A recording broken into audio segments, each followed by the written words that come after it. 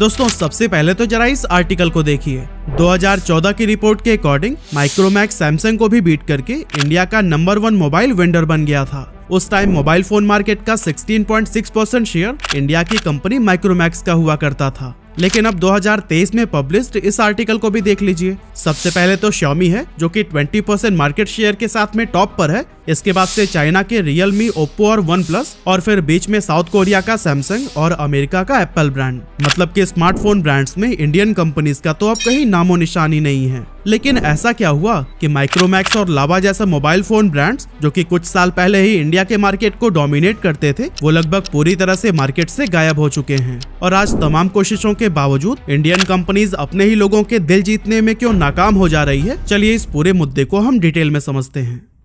तो दोस्तों हमारी यह कहानी शुरू होती है साल 2010 से, जब भारत में डेटा के रेट सस्ते हो रहे थे और मार्केट में चीप स्मार्टफोन्स भी लॉन्च किए जा रहे थे। उस समय करोड़ों लोग अपने फीचर फोन्स को हटाकर नया स्मार्टफोन लेने की तरफ बढ़ने लगे। इंडियन मार्केट में तब तक चाइनीज कंपनीज एंटर नहीं हुई थी। वहीं सैमसंग और एप्पल जैसी कंपनीज भी उस समय सिर्फ अपने प्रीमियम स्मार्टफोन्स के लिए ही जानी जाती थी, जो कि एक आम भारतीय के पहुंच से काफी दूर थे। और फिर इस मौके का फायदा उठाते हैं माइक्रोमैक्स और कार्बन जैसे इंडियन ब्रांड्स, जिनके स्मार्टफोन्स इतने फीचर रिच तो नहीं थे, पर आम भारतीय जितने फीचर्स को अपने स्मार्टफोन में एक्सपेक्ट कर रहा था वो उसे एक अफोर्डेबल प्राइस में मिल जा रहे थे। यही कारण था कि शुरुआत में इन इंडियन कंपनीज को बहुत तेजी से ग्रोथ मिल जाती है। लेकिन दोबारा इन कंपनीज की किस्मत उस समय पलट जाती है जब जुलाई 2015 में Chinese smartphone brand Xiaomi Bharat में एंट्री ले लेता है। Xiaomi के स्मार्टफोन्स की कीमत तो इंडियन स्मार्टफोन्स के आसपास ही थी, पर इनके फीचर्स एप्पल और सैमसंग को टक्कर देने वाले थे। अपनी इसी यूएसपी की वजह से Xiaomi एक ही झटके में इंडियन स्मार्टफोन ब्रांड्स को मार्केट से बाहर फेंक देती है और हमारे ब्रांड्स इनोवेशंस की कमी की वजह से इसके बाद से कभी भी खड़े नहीं हो पाते हैं। एक तरफ जहां सारे ग्लोबल स्मार्टफोन ब्रांड्स हर दूसरे तीसरे महीने ही नए और अपडेटेड फीचर्स के साथ स्मार्टफोन्स को लॉन्च कर रहे थे और हर समय कुछ न कुछ नए इनोवेशंस में लगे रहते थे, वहीं अगर इंडियन स्मार्टफोन ब्रांड्स ने थोड़ी भी मुस्तैदी दिखाई होती तो शायद आज मुझे इस वीडियो को बनाने की जरूरत ही नहीं पड़ती। इंफॉर्मेशन एंड ब्रॉडकास्टिंग मिनिस्ट्री के डेटा के अकॉर्डिंग साल 2022 में इंडिया में 60 करोड़ मोबाइल यूजर्स थे और एक प्रोजेक्शन के अकॉर्डिंग साल 2040 तक ये संख्या बढ़कर 150 करोड़ होने वाली है। लेकिन दुख की बात तो यह है कि इतनी अपॉर्चुनिटी होने के बाद भी भारत का कोई भी स्मार्टफोन ब्रांड इस मार्केट में अपनी जगह नहीं बना पा रहा है, और वो भी तब जब हमारी गवर्नमेंट पिछले कई सालों से मेक इन इंडिया जैसे इनिशिएटिव्स के थ्रू देश की मैन्युफैक्चरिंग इंडस्ट्री को ग्रो करने के लिए जी जान से लगी हुई है। हमारे पास स्मार्टफोन मार्केट में एक भी ग्लोबल ब्रांड नहीं है और इसके पीछे एक नहीं बल्कि मल्टीपल रीजंस हैं, जिनमें से पहला रीजन है इनोवेशन और रिसर्च एंड डेवलपमेंट की कमी। अब दोस्तों चाहे कोई भी टेक्निकल इंडस्ट्री हो, अगर उसमें लगातार नई नई टेक्नोलॉजी को डिस्कवर नहीं किया जाएगा तो वो इंडस्ट्री समय के साथ पीछे छूट जाने वाली है, क्योंकि कस्टमर चाहे किसी भी देश के भी हों, वो हमेशा नई नई चीजों को खरीदने के लिए एक्साइटेड रहते हैं और समय के साथ ही खुद को अपग्रेड रखना चाहते हैं। स्मार्टफोन्स के साथ भी यही रूल फॉलो होता है, क्योंकि अगर कोई स्मार्टफोन कंपनी अपने डिवाइसेज में इनोवेशंस नहीं करती तो फिर कस्टमर उसके डिवाइसेस को खरीदने के लिए मोटिवेट नहीं होते। एग्जाम्पल के लिए हम 2007 की बात करते हैं, जब एप्पल ने अपना पहला आईफोन लॉन्च किया था। उस टाइम वो दुनिया में अपनी तरह का पहला प्रोडक्ट था, क्योंकि एप्पल ने एक ऐसे फोन को लॉन्च किया था जिसमें बटन्स नहीं थे बल्कि सिर्फ स्क्रीन दी गई थी।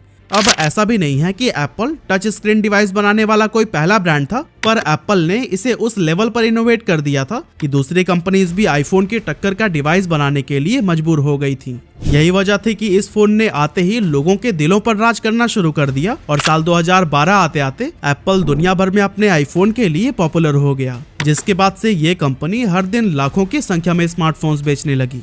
अब दोस्तों आपने देखा होगा कि हाल ही में सैमसंग के फोल्डिंग स्मार्टफोन्स काफी पॉपुलर हो रहे हैं, जिसे उनके द्वारा सबसे पहले 2019 में लॉन्च किया गया था। हालांकि इस फोन की कीमत काफी ज्यादा है, लेकिन टेक्नोलॉजी के मामले में ये एक नया इनोवेशन है और लोग इसे हासिल करने के लिए काफी एक्साइटेड रहते हैं। धीरे धीरे सैमसंग ने अपनी इस टेक्नोलॉजी को और बेहतर किया और फिर कुछ समय के बाद क्लैम्पशेल डिजाइन वाले फ्लिप फोन को भी लॉन्च कर दिया। इस फोन के लॉन्च होते ही सैमसंग की पॉपुलैरिटी लोगों के बीच पहले से काफी ज्यादा बढ़ गई। हालांकि दूसरी कंपनीज ने भी फ्लिप फोन लाने की कोशिश तो की, लेकिन इसमें उन्हें 4 साल से भी ज्यादा का समय लग गया, जितने में सैमसंग ने फ्लिप फोन मार्केट को पूरी तरह से डोमिनेट कर लिया। आप इसी से अंदाजा लगा सकते हैं कि लगातार इनोवेशन करना एक ऐसा फैक्टर है जो कि आपके ब्रांड को टॉप सेलिंग कैटेगरी में रखने के लिए इम्पोर्टेंट रोल प्ले करता है। अब सवाल यह है कि जब इनोवेशंस पर ही ये पूरी इंडस्ट्री टिकी हुई है तो फिर इंडियन स्मार्टफोन कंपनीज इनोवेशंस में इतना पीछे क्यों हैं? तो एक्चुअली इसके पीछे की सबसे बड़ी वजह है शॉर्ट टर्म विजन का होना। R&D पर पैसा खर्च करने की जगह इंडियन ब्रांड्स ने हमेशा मार्केटिंग और सेल्स को ऊपर रखा, जिसका उन्हें बेनिफिट तो मिला लेकिन ये बस कुछ ही समय के लिए था।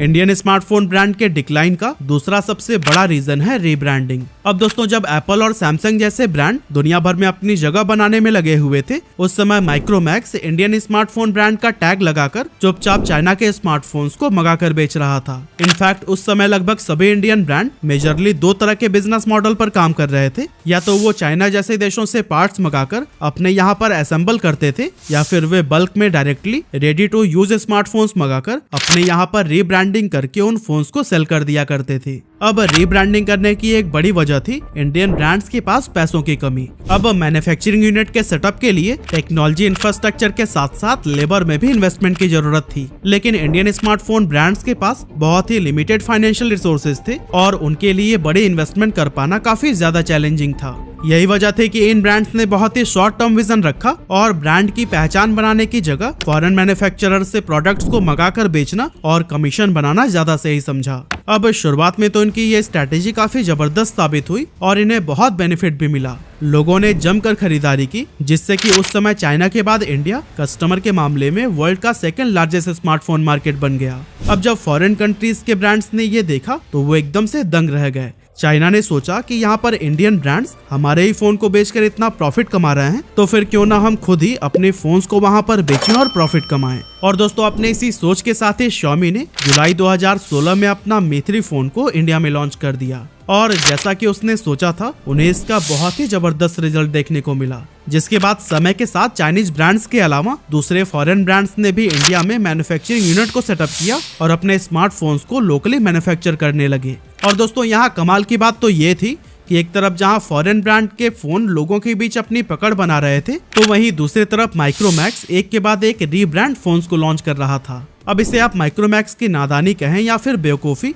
ये फैसला मैं आप पर ही छोड़ता हूँ। अब दोस्तों, स्मार्टफोन मार्केट में इंडियन ब्रांड्स के डिक्लाइन का एक और बड़ा रीजन है इंडियन ब्रांड्स के द्वारा हाईएस्ट मार्जिन लेना। अब आपको पता ही है कि स्मार्टफोन मार्केट बहुत ज्यादा कॉम्पिटिटिव है और यहाँ वही कंपनी टिकती है जो कम मार्जिन और चीप प्राइस पर अपने स्मार्टफोन बेच पाए। इंडियन कंपनी जहाँ अपने मार्जिन को 20 से 30% तक रखती थी, वहीं चाइनीज कंपनीज मैन्युफैक्चरिंग यूनिट लगाने के बाद भी सिर्फ 5 से 6% के मार्जिन पर अपने फोन सेल कर रही थी। लो मार्जिन होने की वजह से लोगों के लिए चाइनीज ब्रांड्स के स्मार्टफोन्स काफी सस्ते होते थे और जैसा कि मैंने आपको पहले ही बताया कि फीचर्स के मामले में तो भारत चाइना को टक्कर ही नहीं दे पा रहा था, जिससे कि इंडियन ब्रांड्स का धीरे धीरे अस्तित्व ही समाप्त हो गया। और दोस्तों, इंडियन स्मार्टफोन ब्रांड के डिक्लाइन का एक और बड़ा रीजन था सेल्स के बाद सपोर्ट और सर्विस का खराब होना। अब इंडियन ब्रांड्स फॉरेन कंट्रीज से रेडी टू यूज कंडीशन में स्मार्टफोन्स मंगाकर उन्हें बेच तो रही थी, लेकिन उनके पास सर्विस के नाम पर तो बाबा जी का ठुल्लू था। अगर किसी कस्टमर का फोन टूट जाता था या फिर किसी वजह से खराब हो जाता था, तो फिर उसे रिपेयर करवाने में उन्हें महीनों का वक्त लग जाता था। इवन उस टाइम एक बार जब एक पर्सन ने अपना मोबाइल फोन सर्विस के लिए दिया, तो उसे 6 महीने तक फोन के लिए इंतजार कराया गया और 6 महीने के बाद भी जब उसको अपना फोन नहीं मिला, तब उसने कंपनी पर केस फाइल कर दिया। ये कंपनी माइक्रोमैक्स थी, जिसे फाइन के रूप में इतना लंबा इंतजार कराने के लिए उस शख्स को 10,000 रुपए देने पड़े थे और इसी वजह से लोगों का ट्रस्ट इन इंडियन कंपनीज के प्रति खत्म होता चला गया।